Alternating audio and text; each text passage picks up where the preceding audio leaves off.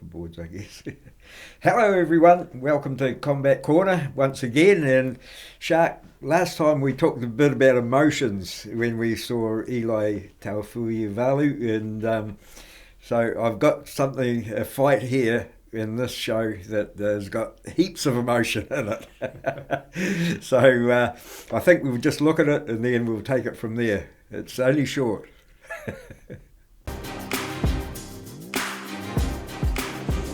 Introducing first, fighting out of the red corner. He enters the ring wearing gray trunks. He weighed in at 75.2 kgs. Please put your hands together for Frank Byrne! And his opponent fighting out of the blue corner enters the ring wearing black trunks with silver trim. Weighing in at 79 kgs even. This is Hazarana Pupuali! 3 2-minute rounds of action. When the bell rings, the referee in charge is the Rebel John Conway. Fight number 4 here, multi-trade fight night. Here courtesy of Raylene and Mel Ciosi. John Conway pulls the fighters to the centre. Both looking good nick. Pupuali in the blue gloves. Looks like he's got a pretty decent wingspan on him. Let's see if he can put that to use. Yes, we're about to get underway. Time on signal. First thing we notice, Pupuali comes out with the southpaw stance, firing left-hand leads, and Byrne tries to go straight down the channel. Looks like it's going to be a busy one, ladies and gents. Probing, there's the right hand from Byrne. No damage done, says Pupuali. Sucks that one up. Fires a left-hand lead of his own. Now they're getting to the 50-50 zone. There's plenty of leather flying now. There goes the right hand. There goes another one. He follows it up, does Byrne. There's danger in the corner. Whoa, this one's all over. The lights are out. There's nobody home. And Frank Byrne with big right hand that started that combination. I don't know what ended it. He wanted to go on with it, he didn't need to.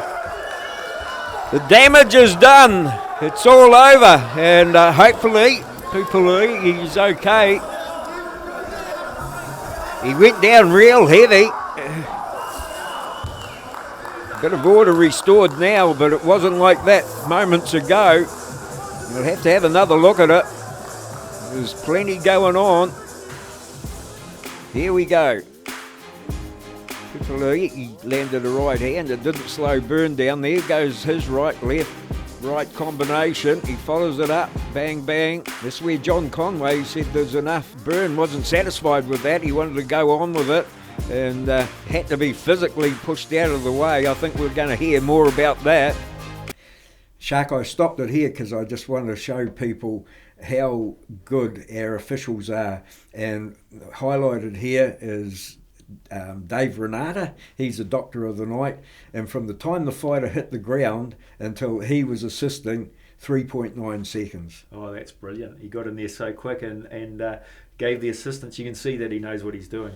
Oh yeah, and a great fight fan, you know, so he predicted it. He was out of his seat before the fighter was even looked like falling over, so really good.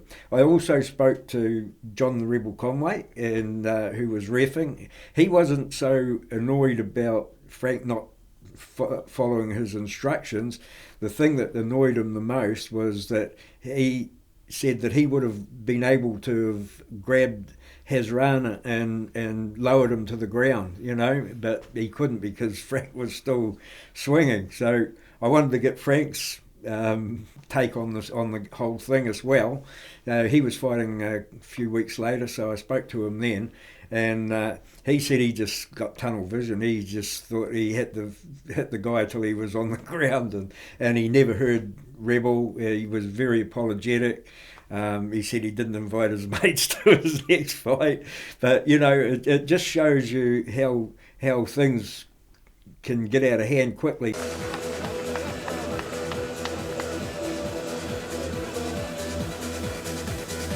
All right, ladies and gentlemen, this fight has been ruled a no contest as the red corner was still punching after instructions not to punch.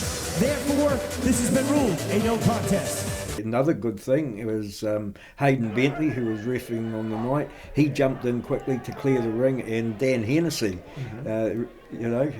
he was there as well. So they got out quick smart, and it stopped something small escalating into something big. Which brings us on to what we were talking about when it does go wrong. And if you look in the corner there, you see our friend of the show, Sean Sullivan, one of New Zealand's greatest fighters, boxing fighters. But he had trouble in one of his fights, and we just happened to be there recording it.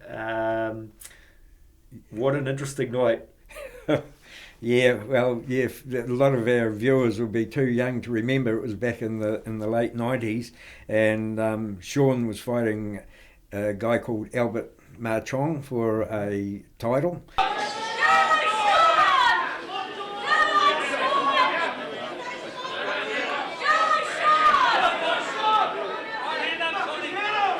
And once again, Lance Revel calls Albert Marchong over to the corner, just wipes the eye.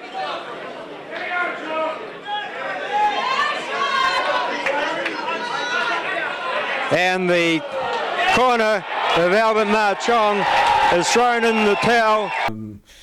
Marchong come up behind him and hit him from behind, sort of swung at him, and that was just the beginning, because both corners erupted, and then the crowd erupted.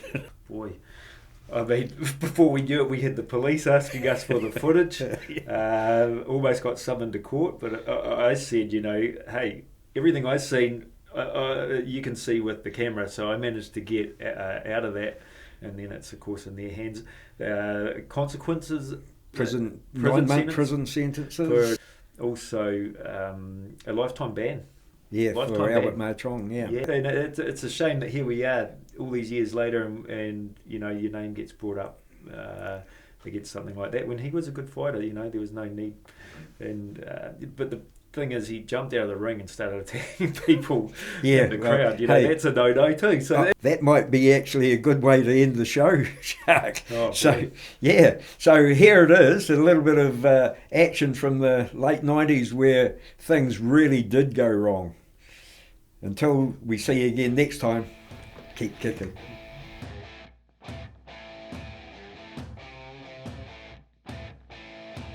Albert Marchong.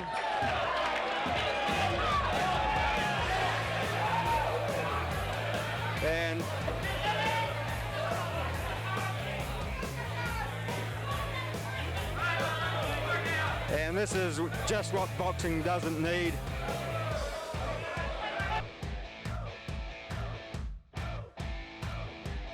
This is back in the days when they had bottles and things, and they all got thrown, chairs got thrown. The promoter was he was difficult. He proved to be difficult. He's still not New Zealand's most favourite, is he?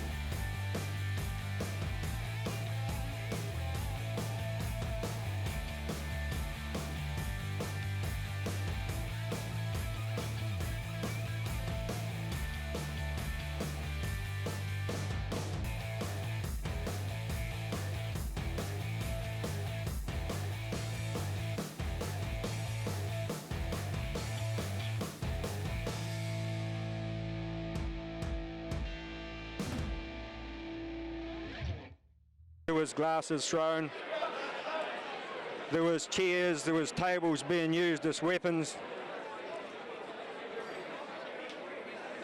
and it's unfortunate.